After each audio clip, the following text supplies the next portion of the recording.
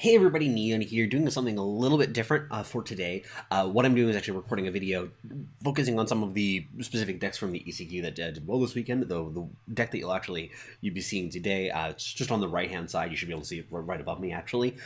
This is, of course, the deck that ended up winning the event by Popito, I think is the name. I'm just going to run through a few games with the deck and talk about it while I'm doing it. And that'll kind of be what we're going to do today. This hand looks fine. So as everybody should know, the ECQ happened this weekend, really well attended event, and we had some good competition, etc. So for this is the deck that did end up winning it. This is a Jennev deck. There are a few interesting choices that they made in the deck, though, that I am interested to test and kind of see how it does. Part of the reason why I wanted to do this is because this is a unique take on this particular archetype, and I wanted to investigate that a little bit further. Looks like we're against Illusion, which is, I think, a miserable matchup for this deck. I guess we have two Sandstorm Titans, so it can't be that bad. So there's a few things that are particularly interesting here. One that you'll notice that jumped out to me pretty quickly is two banners in the market. It's pretty normal to have one banner in the market for these decks, as you should know by now. Like, that's basically a universal thing. The issue is, I'm going to send this back because I just want to get expensive cards out of my hand. I think that it's supposed to get the Praxis banner. Yeah, because these cards, I guess the Caleb's Choice is decent against Permafrost, but that's kind of narrow. I'm just going to go Praxis banner. I know that I have a bunch of power in hand already, but I kind of know it isn't pretty important to curve out, and I want to have the double fire for the Howling Beak. But you'll notice, right, like even already we saw the decision to have these two banners in the market is a pretty substantial change from a lot of other decks. It's because this is a very power hungry deck, and you can run out of power even with just the two banners in the market. It's just that, and you're also playing a ton of merchants too. There are 12 merchants in this deck. We're playing the 4 of both of the black market smugglers, and then 4 of the Aurelian merchants as well. So this does give you access to the toolkit from your market super consistently, but it's also because you also are playing the two banners in your market, it really dilutes the power level of your market, but you are supposed to kind of restock some of that yourself as a result of playing cards like the show. I think I'm going to have to discard here. I'm going to just do this. Yep. I think that, I don't know which one of these I'm going to more likely play, the Longhorn Sergeant rather, or the Hurler. I think that my default is just to pitch the thing that costs more. Sorry, I still have a little bit of a sniffle. It's one of these things that just like lasts forever for me every year. It's annoying. Hopefully they don't have a power here so that I can keep up my counter spells. So they do. This is probably an Equivocate. Yep, it feels bad, man. Honestly, I've had worse cards that I've had from Equivocations, because this can at least block reasonably. That was for the market, though. So there is at least that, which means that I'm not going to die to a, what's it called here? A maul.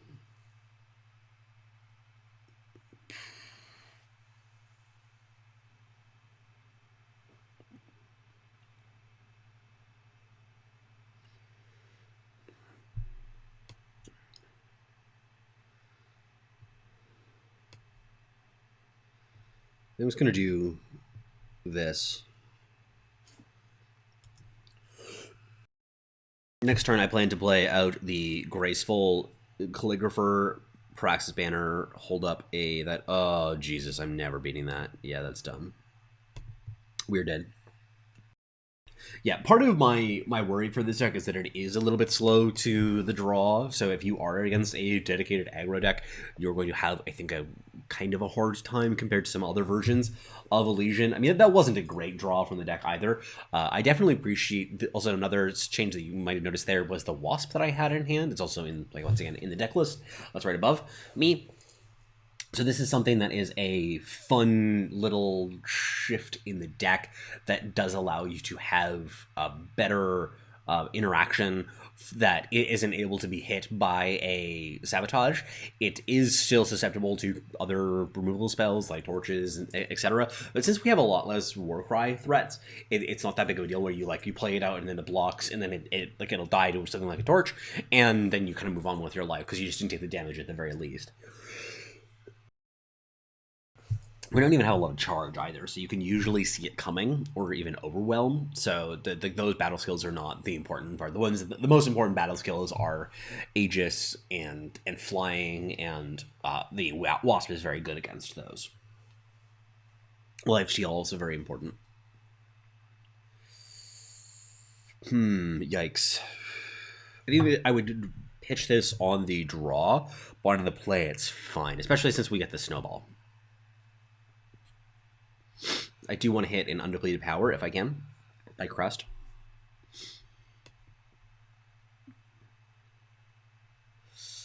Yikes.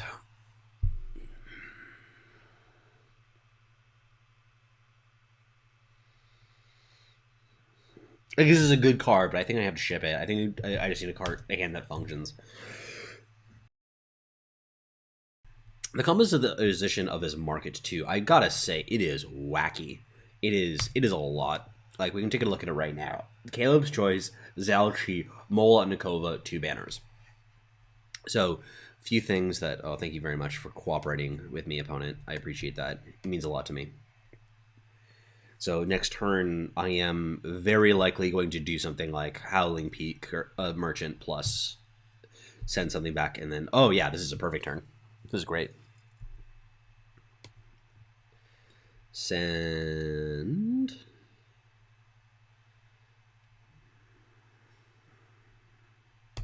Yeah, let's do this. I feel like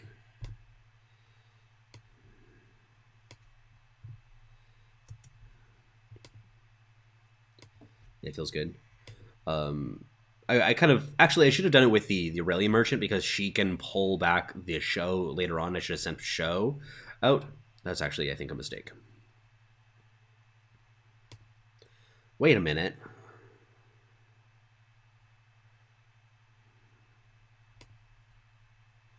Do I do this? Do I just get another show? No, another hurler? Do I just do that same stunt again?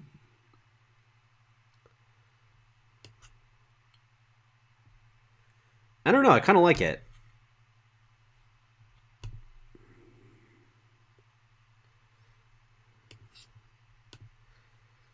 Just keep him off of the Hojons and the ramp. At this point, I've killed 3 units with snowballs. Feels good.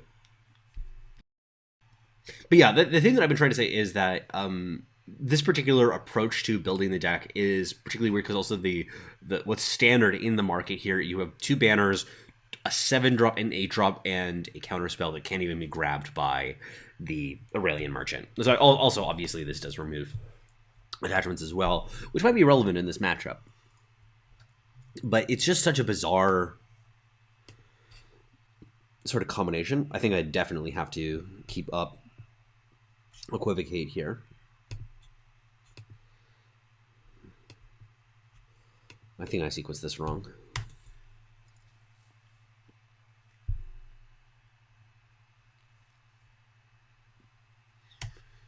That's fine.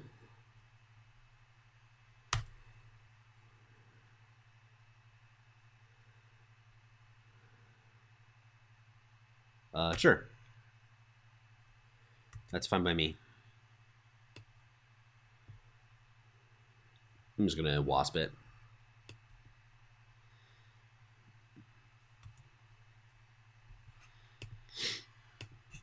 I feel like they're trying to set up a Sword of Unity, but that's like, this is still totally fine. Even if they had a Sword of Unity, I would be okay with this.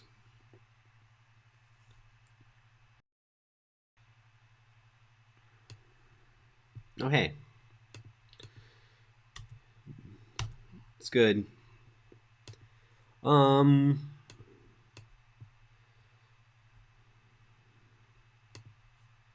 Yeah, I feel like this is the best approach. This feels like a very good matchup.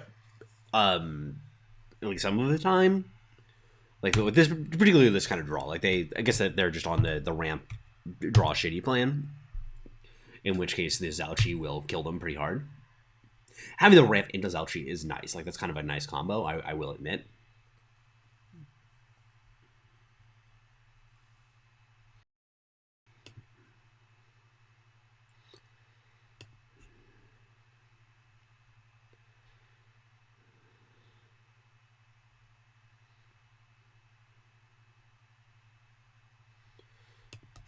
I'm gonna do this. I'm not sure what they could have got that I'm actually scared of. There's basically nothing. Like, even if they got a harsh rule, I'm left with 2/4/4 flyers, which they can't remotely beat. Yeah.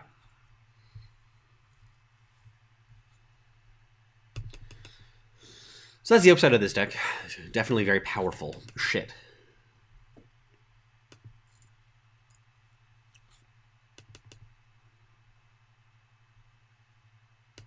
The wasps there were like kind of okay. Starting to think about it, because like part of what I want to do with this is also grade the decks in terms of like what I think about the builds and where they're going to go in the future. Like, is this the correct approach to playing this kind of deck? Is this the kind of deck that you want to be playing right now? This feels like a version of the deck that once people kind of get used to it, and if they adjust their decks to it, it shouldn't be that hard to beat. I think we're going to try to do a set of 5 deck games. That was number 2 to get the evaluation. Other people who I've seen played this deck or I've heard played this deck said that they weren't really impressed. I think that this is so far better than I expected. I mean, I'm saying that after just winning a game, so that's going to tilt my thinking a little bit. Then you get hands like this.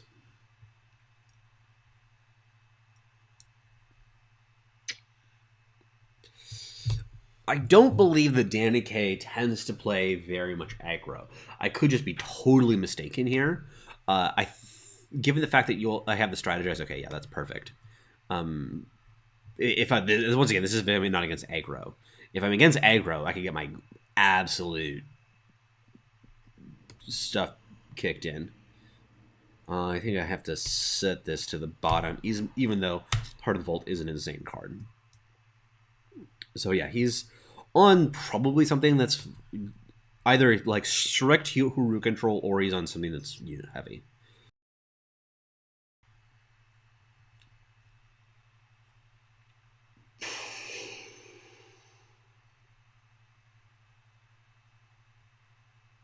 This is very hard.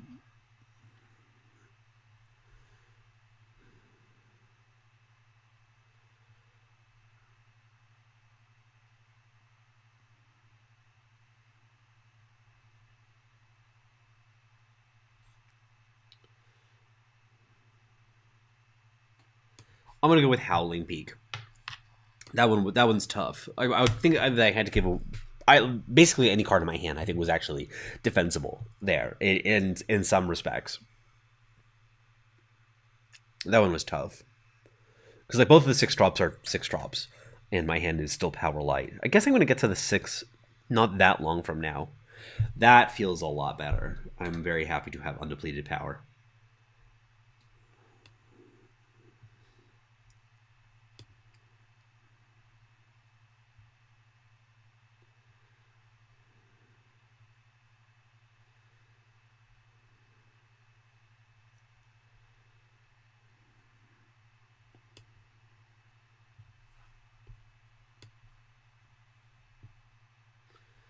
I think I'm going to do... Let's do the following. I like this play. So as long as this Aurelian Merchant does not get silenced, I actually can play out the Heart of the Vault next turn. I'm not going to play into a Finest Hour here because the Merchant is pretty important to me. I hope that they play out a Shelter Wing Rider. Shelter Wing Rider is a surprisingly like tongue twistery word. Shelter Wing Rider. Okay. Jennev Merchant. Still not exactly certain what my opponent is playing in terms of how aggressive versus defensive they are. This could be just kind of a slightly wacky... What do I have in my market? Right.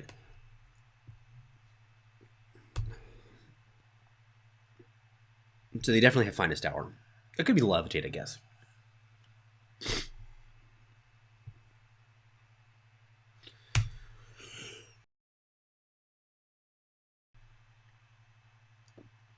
But that does suggest that they're on a more unit-heavy build, which matters to me. Like, I want to know whether they're... what their speed is and what their game plan is. I very much care about that. That's a pain in the ass. Though not the end of the world.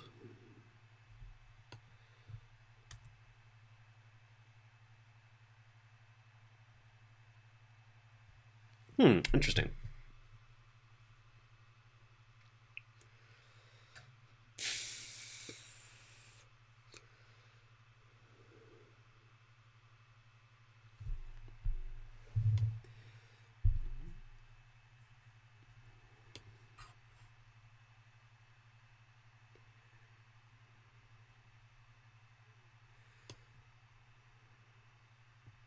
I think I'm going to do the following.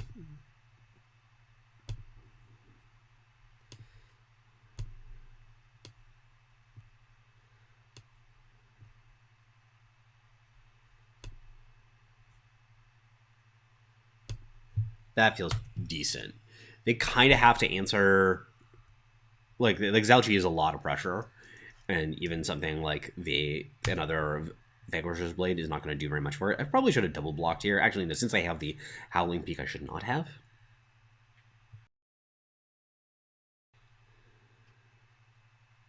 Really only scared of a Millie here. A Millie would be a bit of a pain in the ass.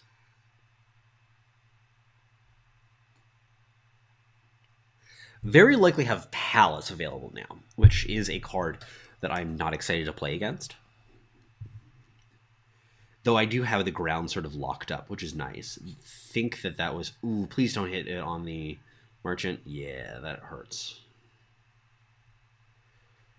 Well, now I have a plan.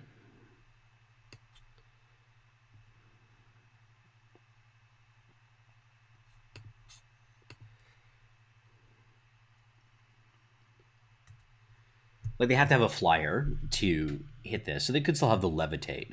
I guess I did have suggestions of Levitate earlier, but that does consume a card at least. Well, not really a card, because it replaces itself, obviously. So Korvac Castle, yeah. And that was actually the other consideration, is that I would have blocked Castle from coming down.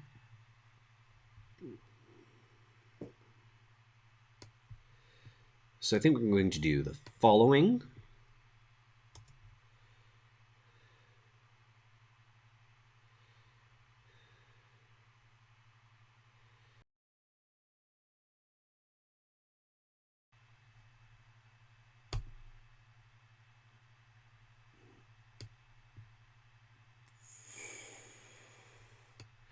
I am going to attack the castle because, or the palace rather, I'm trying to force them out to attack my peak in response, and then I can play out my second Howling Peak on my Zalchi. That seems like a good use of resources here. I like the idea of not drawing an extra 2 cards. This also means that they can't block here unless they have another palace.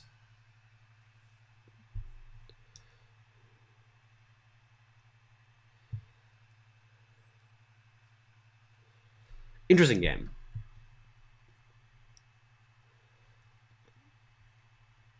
I wish I knew how many Fire Sigils I had left in my deck.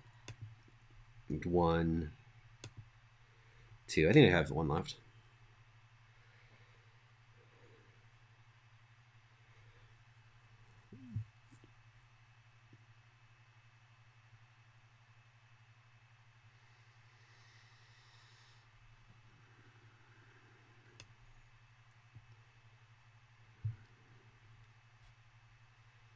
Mirror image here.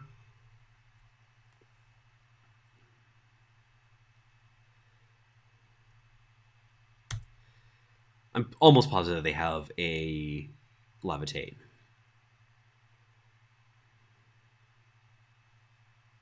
Which they would use here, most likely.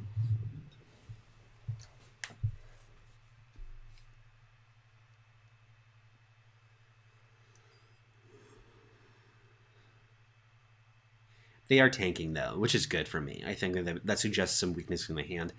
I mean, they definitely do have options. If they have some fast spells, then they have options. If they attack with both at the peak, by the way, I am blocking both.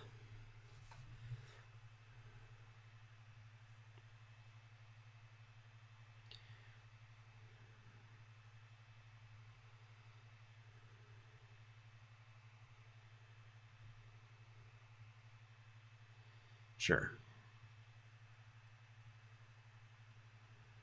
The fact that they have a fast spell now really matters.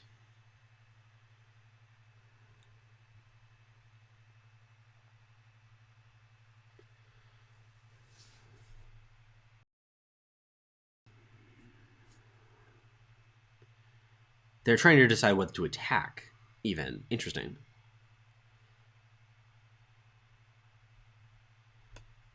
Interesting. I think this is good for me. Okay, so now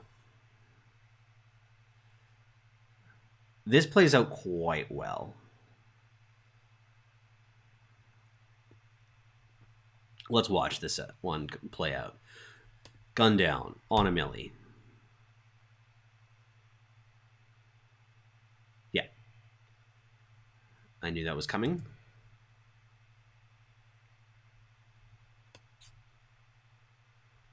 Where I'm actually going to do the following. Here, play this.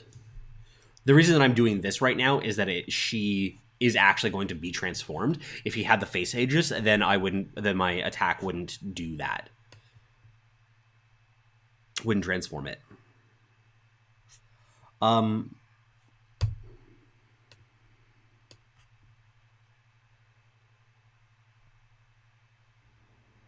don't need all these to show.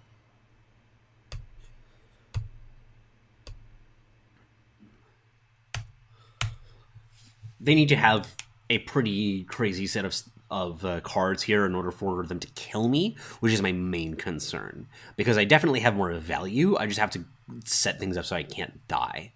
This is part of the reason why I'm saying that Amelia is the thing I'm worried the most about. They're also likely on a pledge build, given the fact that we saw the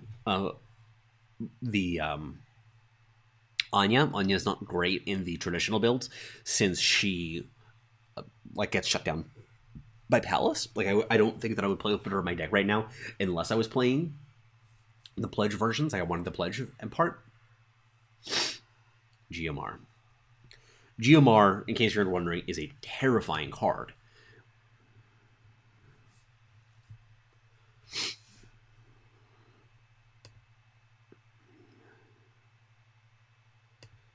Interesting. So I do have a lethal here that I could set up.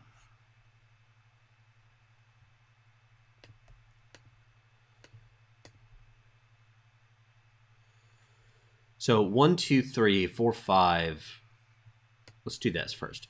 Let's also test for fast spells, which I want to do. Oh, that's interesting. This the part of the reason that I'm interested about Wasp is that it means that it's going to be really hard for them to kill me. I'm going to do this first, though, in case the display itself is a useful card during this combat.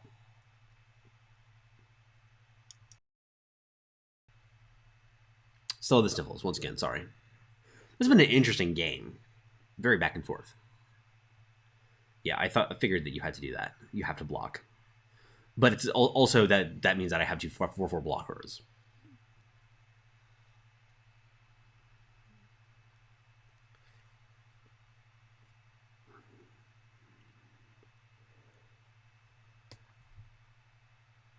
I'm actually going to just do this because I'm going to have two 4/4 blockers. It's going to be basically impossible for Geomar to get through as a result of that. And then next turn I can find a way to win. Oh, right, they're not even 4/4s. They're 4/6s. Like, there's definitely combinations of cards. Something like Crystallize plus Finest Hour would kill me here, but that's a pretty hard combination of cards to put together. This deck is actually going decently. I can see when people are saying that it does have a weird flow to it. The fact that your merchants are so often Amber Acolytes is strange, and then there's your tools in your market are so weird, but it definitely has some advantages to it that are interesting and important. It's better than I thought it was, is definitely the way that I would start with it, of saying it, because I was a little bit suspicious of this deck to begin with. Being able to have the most consistent possible Zalchi is, I think, part of the game plan here, and that is something that a lot of people are not ready for. Not to mention, I think that the Wasps are a great addition right now. Like, they've probably not been this good for a very long time.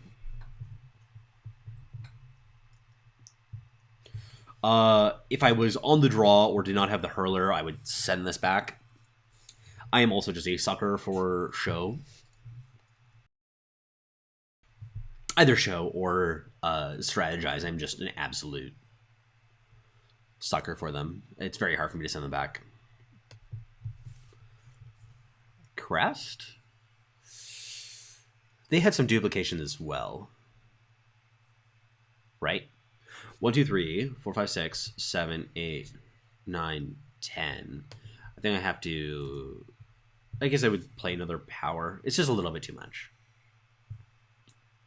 Okay, so it is Winchest. So this is going to be a grind fest. It's a good card.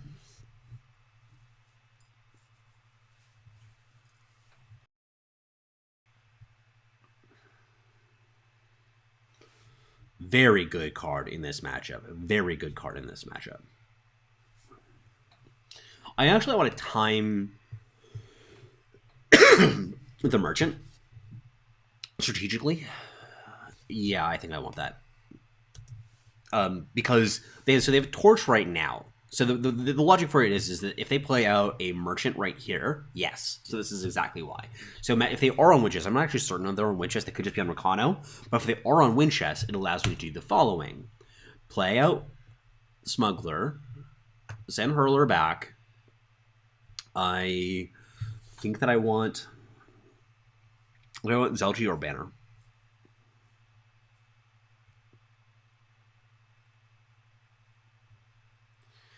Two power remaining in hand. 6 power total with Howling Peak. I think that I want Zalchi. And what I do here is I do this. That also means that if they can't play out a tune here without it being eaten by the Merchant either. So that does disrupt a variety of lines of play. It seems, though, that they're just on strict 2 faction here. Which, I'm not sure how that figures for me, but I think that I'm going to get torched here. Not me personally, of course, my Smuggler.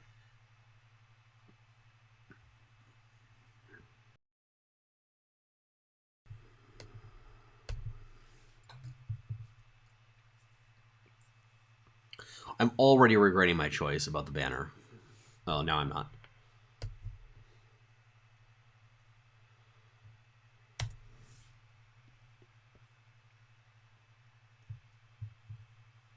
Yep.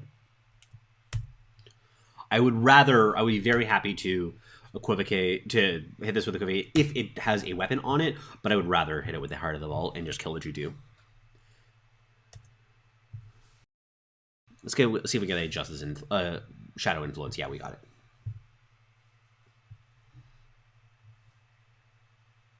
So the reason that I'm specifically doing this right now is that the Heart of the Vault will kill the Regent's Tomb, and then I have no cards in hand to be hit by the Sabotage too. So this is going to miss. And this is just a really backbreaking interaction in this matchup. And now they have to kill the Heart of the Vault or the Zaldrine, or I get to copy it with Howling Peak, and that just kind of goes with all of my threats from basically here on out, is that they can't let anything stay on the board.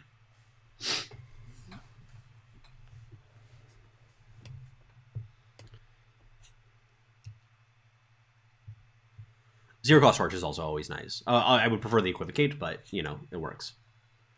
Sure.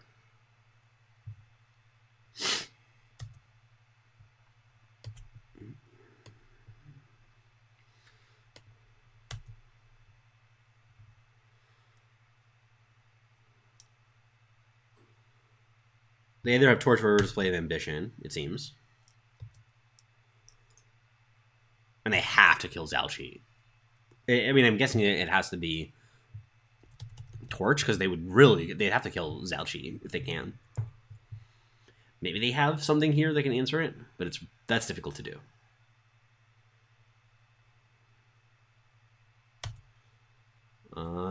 Yeah, you can have your +2/+2.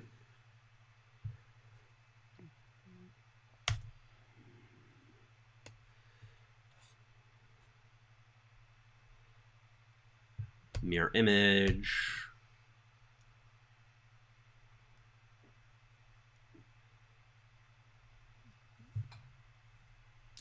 Yeah, that's just an incredible amount of pressure. I don't think that I've ever beaten 2 Zalchi on a deck like this. So I think that was my 5 games for it. No, so Danny K. Let's just do one more. Let's do one more. I can't remember if this is 4 or 5 yet.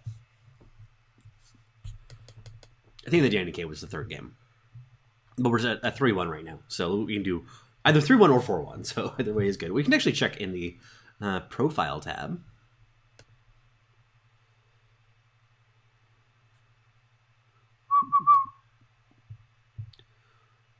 Yeah, so that was game 4, so we can do one more.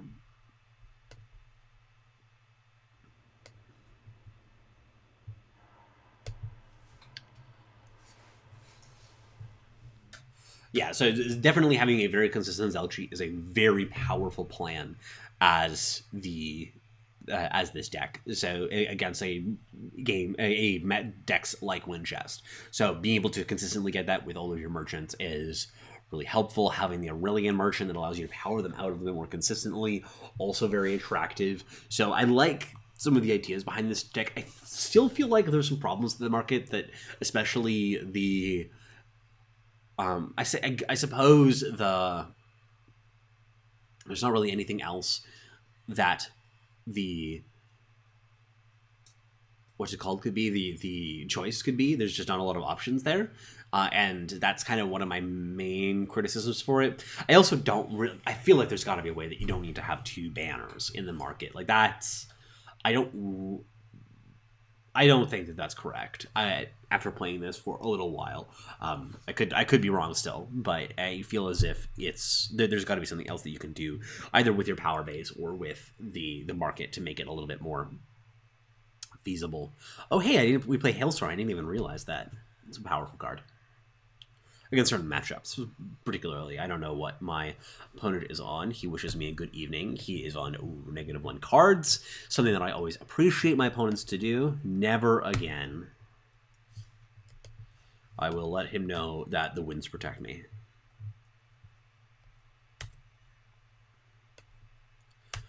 No card draw. What a terrible hand. Rats. I think I'm just going to fire this off right here. Especially since he's down a card, it's the Lethrai Couriers are pretty important in sort of fixing your hand and recouping some card advantage. In this, like you really take advantage of that as a resource in this deck. Otherwise, I would have waited on the Hailstorm, because obviously hitting a bunch of rats, for example, would be attractive. Waiting for a threat or card draw. It might have been better to just counter that.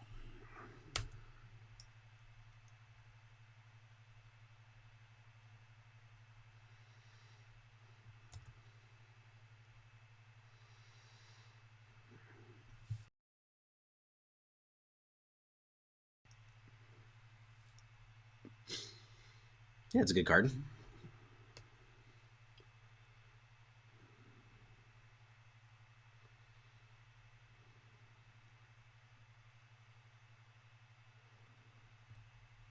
Yeah, I'm going to do this. Yeah, maybe that was a waste of the Hailstorm. I should have just gone for the Equivocate. I guess it's the best Equivocate target that I have in their deck. That they have in their deck. This is a hard matchup, I think. See, like I'm already regretting my decision.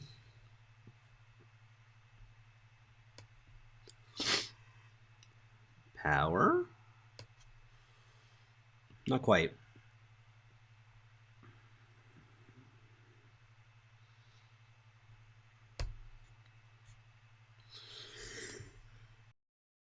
Apologize. Okay, well that fixes my hand a lot, and now my Hearts of the Vault can kind of come down and start dealing some damage and taking over the board. It's still not going to be trivial for me. I'm going to block here, because they don't really have very much in the way of burn spells or anything. Like if they wanted to spend a display of wisdom or whatever it is on that, like, you know, fucking go for it. It's a much more powerful card than that. And I don't need the extra power on the Aurelian Merchant. I mean, I want it, but I don't need it. His hand seems very dry, though. I'm trying to guess what it is. Yeah, it's Lethrai Laban. It was one of the cards I was going to guess. Where did they get? What did he sack? Oh, yeah, the ring.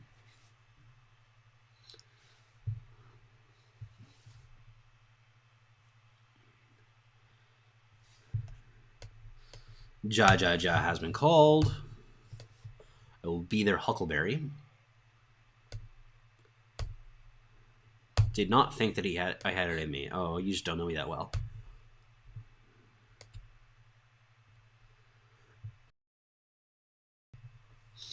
That seems like a terrible card in this matchup. Absolutely abysmal. Probably one of the worst cards that's even, like, remotely competitively playable.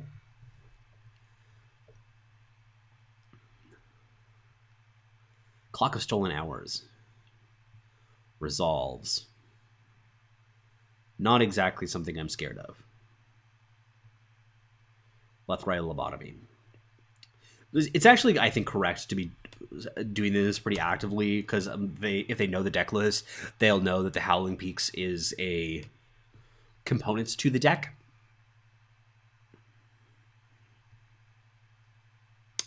Well, that's a good card.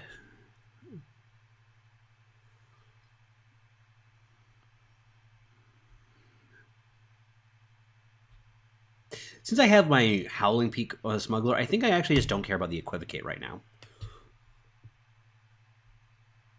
Maybe I do, since I would have been able to hold it up here, but not really. Heart of the Vault number 3, by the way, for those keeping count. Yeah, just concede. Don't blame them, down in a lot of cards. That's a lot of card advantage. Well, anyway, that was a decent run with that deck. It actually, I will say that it impressed me a lot more than I thought it would be, than I thought it would. So this is definitely one worth trying out. The two cards that I would be looking at the hardest to modify would be one of the banners in the market. I'm not exactly sure which one. Maybe modify the power base a little bit too, to shore up whatever faction you're dropping a little bit about. Like you definitely need to have both of the, like, whatever banner you have in there as being a time banner, so you're either playing the Praxis banner or the Elysian banner. I'm not sure which one is better between the power base and everything. I'd have to test that out and like look at it a little bit more. I don't exactly know how I feel about the choice yet either. It didn't come up in any of the games. There's a part of me that really wants to have some more mid-rangey something in the deck to pull from the deck at the market to kind of curve out if I have all high drops in my hand. But it didn't end up mattering too much in the course of our games that we were playing.